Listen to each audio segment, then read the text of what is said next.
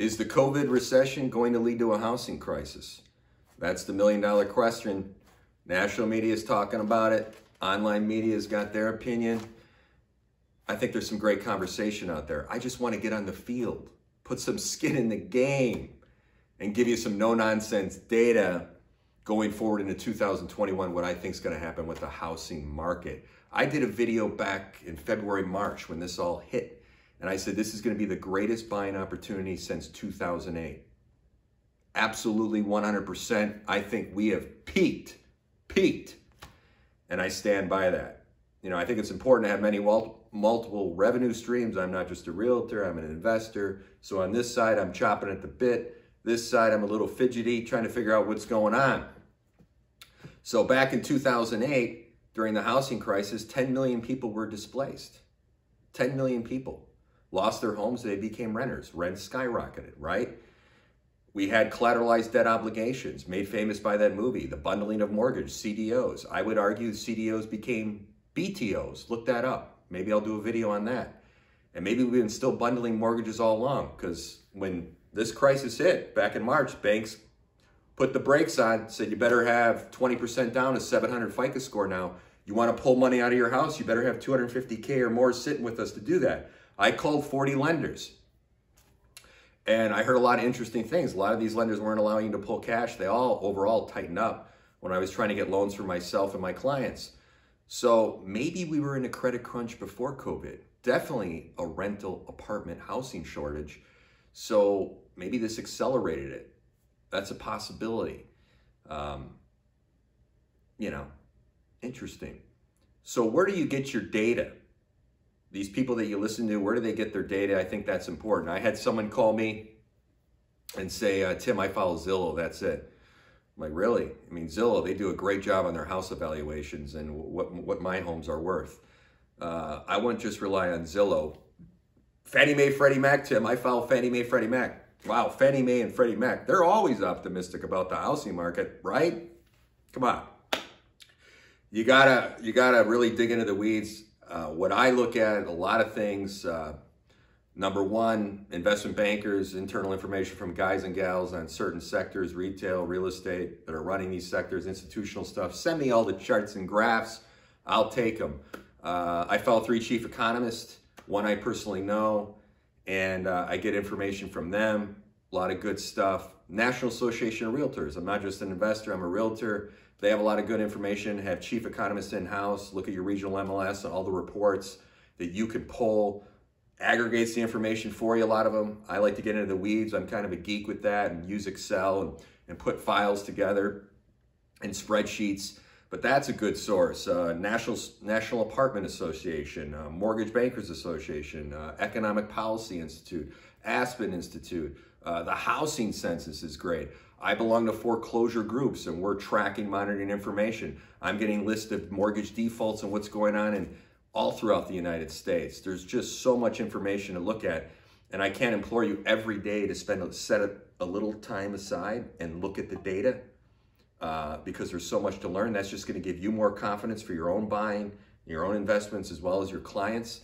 And you really got to look at it and not just bury yourself in the computer, but get on the phone on Main Street and make some phone calls. So I call my friends in the East Coast, New York, Midwest, Texas, Seattle. What's going on with multifamily? What's going on with single family? What's going on with migration patterns? Where are people moving during COVID? Going to the rural areas, leaving the cities. That's important. You got to cover both sides of the fence and get as much information as possible, because I can't say this, I emphasize this all the time like a broken record. But the most sincere way you can provide value to yourself and build confidence in your clients is a sincere understanding of the marketplace and really know the market and be able to spout off numbers. That's important. So spend a little bit of time every day going through this information. So just 4 points that I want to make before we delve into this is 70 million Americans are unemployed right now, 70 million. A friend of mine said, well, Tim, you know, housing's going through the roof. The average home is over 300,000 in the United States, 1.5 million of inventory in the United States, only 3 months of inventory. LA, it's 2 weeks. Things are great.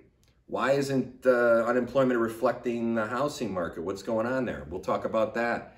Number 2, evictions. 4 million people are facing evictions. I think it's a lot higher from other data I'm looking at it too. Number 3, 3 million people have moved back in with their parents and grandparents. 3 million since COVID started. That leads to an astonishing 32 million people are living at home with mom and dad and the grandparents.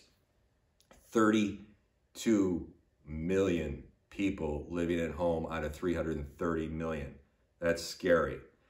So what do I want to talk about? I want to talk about four pieces to this puzzle. I'm going to keep it short and sweet. Small business owners own homes. We need a healthy small business segment, absolutely, to have a strong housing market. Number 2, evictions. 4 million people facing evictions. Number 3, mortgage delinquencies, defaults. And number 4, the 800-pound gorilla, unemployment.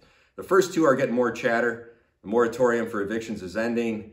Now with the second lockdown, hearts are breaking with the small businesses. So when we talk about small businesses, there's 30 million small businesses in the United States. 30 million. From the chatter on one side of the media, Washington Post, CNBC, 6.5 to 8.5, other internal economic data I'm looking at, I think that's conservative. I think 10 million plus businesses are facing going out of business. Even Yelp reported 55% of businesses have closed for good. 55% have closed their doors for good on Yelp. They got no skin in the game. They're just reporting data. So when I think of a small business, to keep it simple, take a metaphor here of a car. Let's take a minivan, but let's put a nice motor in it. 427 side oiler, 770 horsepower. So what does the motor represent? The motor represents the Fortune 500 company. That's the guts, right? Who's driving the car? The small business. Small business is driving the car. When that supply chain is broken, none of it works. There's a problem. So my buddy Matt owns a nice cafe in a business park area. 70% of his business comes from this business park. He's got a couple other side businesses as well. He's doing so well, he's got a manager for the cafe. He pays $48,000 a year. He's got 5 employees. They got sandwiches, they got coffee, they do deliveries to the business building. People can come and get their coffee. They can have sandwiches there in the morning and breakfast. And he does dinner 3 nights a week. He's crushing. COVID hits. That business park furloughs employees. Other employees are working remotely from home. They close all their doors. He loses 70% of his business. Matt has a mortgage. Matt has 2 kids in college. Matt has a gym membership. Matt has a car payment. He can't make those payments anymore. He's having some trouble. The manager has a new baby, has a car payment, has a mortgage. The employees go to college. They work there part-time, some of them. They have a car payment. You see how that's all affected. Then you just get into the commercial real estate market. What's going to happen there? Companies like, wow, we don't need as much office space. We can have a third to half of our employees. Let's curtail our office space. Let's close the doors indefinitely and have everyone work remotely. Will there be a crash in the commercial real estate market? Absolutely 100%. People are going to be reassessing their business models. You're going to see commercial real estate hit. It's going to trickle down to residential. So there's a problem there, and it all works together. So when we think of small businesses and the healthy economy, my heart is breaking. I love small businesses, the hole-in-the-wall places that are eclectic and you can go to. One side of the fence, I know the investor groups are saying on some conference calls, I've heard, well, hey, chain restaurants are going to take over, big company, big investor groups can take over restaurants, take up these mom and pops, just like Vegas corporations took over all the casinos. What makes this country unique is small businesses, and we need them. And these people are homeowners, and they provide value to our economy. And it's devastating what's going on. Help your small businesses out any way you can in your community. But they're important to our economy, and they're suffering right now. I talked to an economist back in May, and he said, Tim, if the spigot's not turned on in June, it's going to be a bloodbath. Well, here we are in December, and the spigot is still turned off. So let's talk about evictions. As I said, massive upheaval in 2008 with mortgage side, financial side, even the eviction side as well. Before COVID, there was a rental shortage in the market. When you talk about rents right now and eviction, rents in Los Angeles are down 12%. Rents in San Francisco are down 20%. In New York, rent has gone under $3,000 for the first time in the last 10 years. I have someone that has a place in Brooklyn. It's a six-figure, she's got 72% of people aren't paying rent right now. She's losing 6 figures a month. She's got a mortgage. So she hasn't paid in 3 months. This is a beautiful building, and it's a lot of money. So people think just people getting evicted and renters are in trouble. Us landlords, we have property taxes. We have maintenance. We have mortgages. Not all my buildings are paid off. I have mortgages. So we have expenses too. The lovely governor of New York and the governor of California didn't say, Tim, you don't have to pay your property taxes because of COVID this year. I still have to pay my property taxes. Our rents are down 11%. We're lucky. We have some in Chicago that aren't paying. We had to curtail our rents twice. We did get one filled. Another one is still not filled because of the rioting that happened in Chicago, and it's by Wrigley Field. It's a great building. But we've had some issues too. But I can't implore this enough, and I talked about this in other videos. You need to have communication with your tenants, get a curtailment in rent, take partial rent, and work with your tenants to make that work. So we've been lucky there, but we still have a few issues. But the point I want to make is landlords aren't just, have money coming out of their hats and feet and pockets. We got expenses too. So my point of this is with evictions, you have renters not paying landlords. Landlords might lose buildings. It behooved the banks in 2008 to not help with the foreclosure. Remember, they're going to give all that money for foreclosures and help people so they avoid foreclosure and give them modifications. They didn't do it, and they took their properties, and it behooves them to do that here. So a smaller landlord who might have 5 buildings can't make payments is in trouble. So hopefully, I'm hoping the banks will work with these people, because it's not just renters that are going to be displaced. Landlords might lose their buildings, and it's going to devastate the economy. So 4 million evictions, I think it's higher. I heard a stat of 17 million people are haven't made their mortgage payments or behind, as well as their rental payments. So, rental market is going to go up. Rental market, I started that. A rental house is going to do very well over the long term. Single family is not going to do as well because inventory is going to increase, in my opinion, over the next 18 to 24 months. So I have some single family rentals, that are okay. But, you want to talk about, as I indicated earlier in the presentation, investment opportunities for triplex, duplex, 4-unit buildings. That's where you want to focus. That's where you're going to see some good buys, in my opinion. So moving on to mortgage delinquencies. In June, more than 30% of Californians were behind in their rent payments, and more than 30% of Californians were late on their mortgage payments. So that equals to over 2 million people are 90 days delinquent.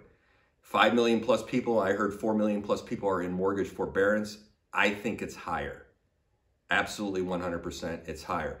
And think about this, just because you're not having to pay your mortgage right now for 3, 6, 8 months, don't think the bank's gonna say, hey, you're gonna still owe that money. You're gonna have to do a loan modification and factor that back into the loan. That's gonna cost you money, and hopefully they'll let you do it. So read the fine print. Read the fine print, because that same thing happened when they're gonna help people out with their mortgages and they foreclosed on their properties. If you're absolutely in dire straits, do a forbearance to get through the crisis. Cash is king right now. Get a personal loan, do what you can to get through this. You look at, like I said, inventory is super low right now, 1.5 million units throughout the country, 3 months or less. The average price of a home is over $300,000, but that's going to change.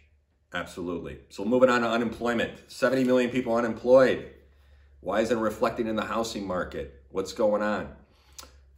Let's look at the leisure and hospitality industry. So take Disneyland and Anaheim theme park. 1.5 million jobs came back in the theme park segment, in the hospitality leisure. They're still down 25%. Those 1.5 million, that represents 1 in 12 jobs in California. In California, 1 million jobs have been lost. It's a very important segment. But here's the kicker. Okay, the majority of these people are making $37,000 a year or less. Generally, people who make $60,000 a year right now at this point have kept their jobs. So that's why when you look at unemployment, those people are renters, okay? And the majority of those people lost their jobs. And this number is not even including, let's say I just took the 2 theme parks, that's 78,000 jobs. That doesn't include Universal Studios, Legoland, SeaWorld. So now because of this second shutdown, those 1.5 million jobs might be in jeopardy again. And you got 78,000 jobs between the 2 theme parks, and they're down 25%. So the majority of people that lost their jobs are making less than $37,000. People that work at the hotels, the maids, what have you. But I've also seen, with regards to unemployment, people that make a lot of money have been affected by this. I know a guy that Mercedes dealerships had paid his employees for 2 weeks. Personally, it cost him $17 million. I heard this through a friend. I don't know this guy. So you have early on, thinking that we were going to get through this, a lot of people being nice to their employees and helping out. So really wealthy people have taken a hit this time around. People in the know with COVID are making a killing on this crisis. But this has not only affected people making $37,000 a year or more. I know generally people with $60,000 a year jobs kept their jobs. But you're going to see furloughs coming. People aren't going to bring jobs back. Companies are going to be restructuring. They're not going to need as many employees. People are going to be working remotely. And like I said, you're going to see commercial real estate crunch absolutely 100%. And you're starting to see articles about, are we a buyer's market right now? What's going on? I think we are. We're trickling. I'm seeing price cuts across the board for homes $3 million or more. Absolutely. And those homes are sitting on the market a lot longer. Certain segments, you're seeing homes $1 million or under, multi-offers. You're seeing the guy at Sunset Strip above Sunset Strip with a family, and they're on Zoom calls with their schooling, and he's on Zoom calls, and the wife, they're getting crazy like, hey, we want more space. In California, you're seeing, from data that I've seen, Orange County, Riverside, Ontario, people migrating to those areas. Why? Because they want yards. They want a bigger area. They want to put a gym in the backyard. So you're seeing migration patterns, which are very important to follow. People, are they leaving the cities? I'm optimistic. Take the film industry. People still need to collaborate. People need to get in the editing room together and collaborate. So maybe 3 days a week, people commute into the city. I still think the survival of the city is solid, you know, but maybe there'll be some changes where people won't drive in 5 days a week. They'll drive in 3 days a week, you know. So a lot of people downtown LA trying to get out. But you're seeing a move to Orange County, Ontario, the Valley, Studio City, Sherman Oaks up because you get more yard space, and people want more yard space because they're working from home now. So look at those migration patterns. But in sum, bottom line is prices will go down as inventory goes up. I think inventory is eventually going to go up. You know, look at the eviction factor, follow evictions to look at the price points and what's going on, follow mortgage defaults. And mortgage delinquencies, that's going to be important to follow. And, you know, like, as I said, what are the migration patterns? Where are people moving to? That's going to give you ideas of where investment opportunities are and what's going on in the market to make the best moves for yourself and your clients. So that's all I got for you today. But keep an eye out there. Keep your eye on the ball. I'm an optimist. I wish everyone the best and success. I think there's enough for everyone out there to be successful. I want everyone to be successful. Jealousy is what ruins people. And I generally want people to be successful and be healthy and get through this. Take care.